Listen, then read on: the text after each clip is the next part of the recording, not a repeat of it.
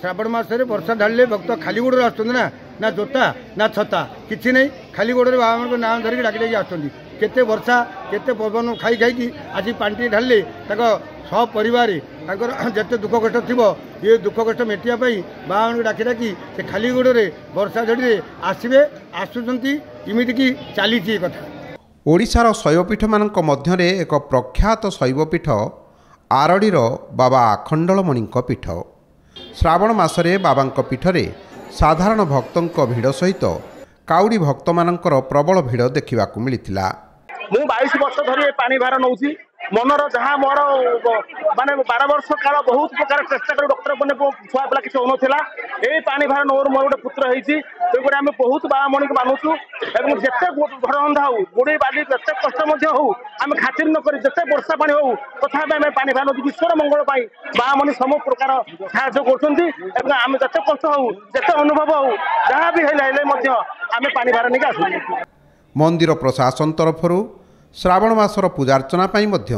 स्वतंत्र व्यवस्था करा जायछि। मानसिक प्रभु आरोग्य मोर प्रार्थना थिला जे मोदी असुस्थ थिला मते से आरोग्य कले मु काटे पकु पानी भार किन आसी मोदी असुस्थ हो गेला जे बाबा को पकु गाई पानी भार डाले सुविधारे और श्रृंखला रे भक्त माने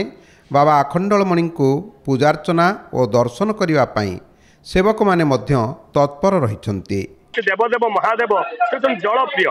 कहीं जल संतुष्ट होती भगवान शिव शंकर जल टे लगे गले जी संतुष्ट मिलता है से अन्य कौन संतुष्ट देखिए तो जो फूल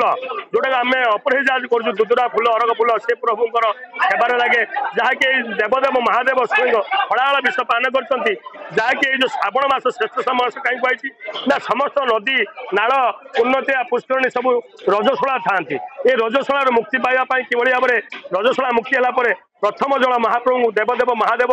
हलाहल विष जी पान करती से जल को पान करती ये तो श्रावण मास हूँ श्रेष्ठ मास वर्ष भितर से भक्त मैंने निजक गेरुआ वस्त्र परिधान कर निजर काउड़िया बक्सरे बोल बम हनर बम धन दे बाबा पीठ को आसती जलालेबी करने। दूर दूरांतर भक्त माने जलभार धरी एठारे पहुँची बाबा को जल लागी करी जीवन धन्य करुछंती। निश्चय बाबा को प्रार्थना समस्त भल रखु बहुत खुशी मिले बाबा पानी ढाला बाबा को देखला आखिर लुह झरी आसे से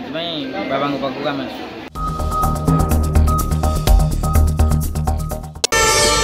प्रार्थना आम आनंदर उत्स।